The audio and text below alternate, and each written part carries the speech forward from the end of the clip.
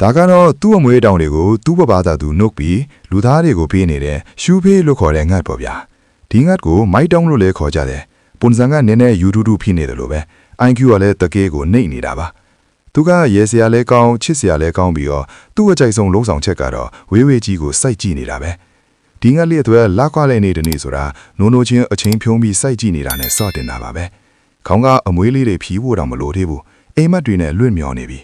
အစားအစာကမျက်စိရှိမှရှိနေတော့ဘလို့လွတ်ရမလဲဆိုတဲ့အကြီးမားဆုံးဆုံးဖြတ်ချက်ကြီးကိုစဉ်းစားနေတယ်လို့ပဲသူကယူးချင်ချင်းနဲ့ပြင်းရိပ်ပြီးလှုပ်ရှားဖို့ထက်နေပူပူမှာအနားယူတာကိုပို့နေတတ်တယ်ကံကောင်းစားနဲ့ပဲဒီကောင်လေးကလူသားတွေအပေါ်မှာကောင်းမွန်ပြီးဖိုးယူတတ်ပါတယ်သူကရင်းကြီးတဲ့ငါတကောင်ပါမင်းကိုလေးလေးနဲ့ဦးညို့ယုံမကသူ့အမွေးထောင်တွေကိုပါနှုတ်ပြီးလက်ဆောင်အဖြစ်ဖေးပါသေးတယ်တကယ်ရိုးသားတဲ့ကောင်လေးပါရှူပြီးတော့ရအမဲလိုက်နေကတော်တော်လေးရဲစရာကောင်းတယ်ဘာလို့လဲဆိုတော့သူကစောင့်နေတတ်တာပဲတခါတလေနာရီပေါင်းများစွာတနေရာထဲမှာမလုံမရွက်ရပ်နေပြီးသူ့စီကိုတားကောင်လာမယ့်အချိန်ကိုစောင့်နေတတ်ပါတယ်အခွင့်အရေးရောက်လာတဲ့အခါသူကလင်းပြန်စွာပုတ်ခတ်လိုက်ပါတယ်ဒါပေမဲ့တခါတလေသူပုတ်ခတ်လိုက်တာကတစ်ချောင်းတစ်ခုလည်းထင်နေတတ်ပါတယ်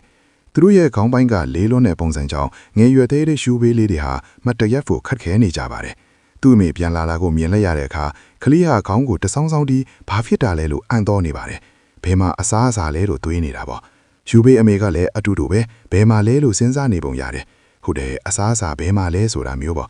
သူတို့ရဲ့ငတ်ပြက်နေတဲ့သားနှကောင်ကိုမြင်လိုက်ရတဲ့အခါယူဘေးအမေကမျက်လုံးပြူးသွားပါတယ်ထူမကထူမရဲ့ရှည်ရတဲ့ခြေထောက်တွေကိုစမ်းတန်ပြီးသူတို့ဒီအရာကိုကိုက်စားပြီးအငတ်ပြေနိုင်မလားလို့တွေးနေပုံရပါတယ်ပြီးတော့ထူမဟာရေတိမ်တွေထဲကိုရှောက်လန်းသွားပါတယ်အစားအစာမလုံလောက်မှုနဲ့မကြာခဏဖြစ်ပေါ်နေတဲ့အတွက်အသက်ကြီးတဲ့ရှူဘေးကလေးကအားနေတဲ့ကလေးကိုမကြာခဏလူရတာနေဖြစ်ပြီးတအိမ်ထဲမှာပဋိပက္ခတွေဖြစ်ပေါ်စေပါတယ်သူသားသမီးတွေငတ်ပြတ်မတော်အောင်ကာကွယ်ဖို့အတွက်ရှူဘေးအမေကသူ့ရဲ့ကြီးမားတဲ့နှုတ်သီးထဲမှာရေကိုခတ်ပြီးအိမ်ကိုပြန်ယူလာနိုင်ုံပဲရှိကြတယ်သူ့ရဲ့ဒဏ်ရာရနေတဲ့ကလေးတွေကိုမြင်ရတဲ့အခါရှူဘေးအမေကစိတ်မကောင်းဖြစ်သွားပါတယ်အကောင်းဆုံးရှင်သန်နိုင်သူကပဲရှင်သန်ပြီးအမေရဲ့အစာကိုအင်အားအကြီးဆုံးတောင်လေးကပဲရရှိပါတယ်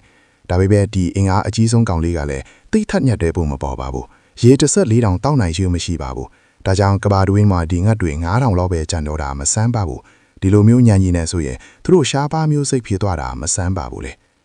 ဒီရှူးဘင်းငတ်လေးတွေရဲ့အဖြူမူတွေကတကယ်ကိုထူးဆန်းပြီးရေစရာကောင်းနေတာကိုတွေ့ရပါတယ်